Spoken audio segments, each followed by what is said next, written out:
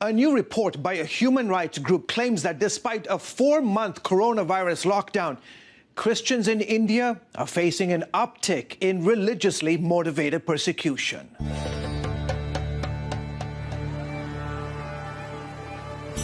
According to Persecution Relief, these 4 states are now the most dangerous places for Christians, where beatings, arrests, church destruction, and at times death are regular occurrences. The police will be called, and at times the Christian will be arrested and accused of creating communal disharmony, accused of causing problems by being a Christian. Among those brutally killed, 27-year-old Kandi Mudu, who converted from Hinduism to Christianity 4 years ago. Among the first people he led to Christ were his 3 brothers. That started the pressure in his village. On June 7th, half a dozen radical Hindu men armed with sharp weapons and homemade guns dragged Mudu out of his home, severely beat him, then slit his throat. And even when the Hindu mob came to get him, and knowing that his life could be about to end, the last thing he said to his wife as he was led away was, "Honey, I want you to stay strong in your faith. Even if they kill me, you remain firm in your faith in Christ." Persecution Relief says Mudu's case was among 293 incidents of anti-Christian persecution in just the first 6 months of this year, a 40% jump compared to the same time last year. Seeing the ways in which attacks on those communities have continued has been part of the reason why we see the concern raised by Open Doors and by many across the world in terms of what's happening for religious freedom in India. Over the past 7 years, India has gone from number 31 to number 10 on Open Doors' World Watch list of the most dangerous places in the world to be a Christian. The majority of attacks happening under the Hindu-led BJP government of Narendra Modi.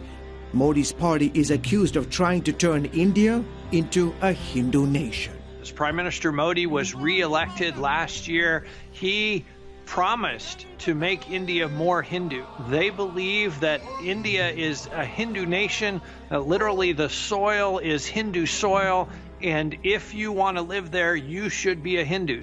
India's constitution guarantees religious freedom, yet the government is pushing a national law that would ban religious conversions. Basically, laws that say you cannot change your religion. If you want to change your religion, you need to appear before a magistrate. You need to explain why you're doing that. And that gives the government opportunities to fight against that conversion and to try to talk you out of changing your faith. So far, 8 of India's 29 states have passed anti-conversion laws. And it's not just Christians. Muslims are also coming under pressure. We see a number of efforts that have been undertaken that particularly target Muslims, including last year the passage of a Citizenship Amendment Act, which made it a lot easier for everyone other than Muslims to try and obtain a path to citizenship.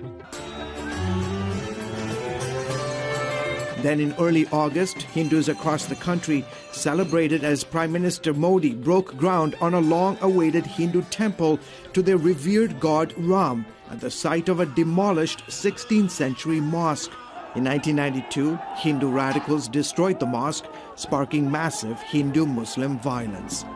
For more than 7 decades, India has been held together by its secular constitution, rich culture, and pluralistic values.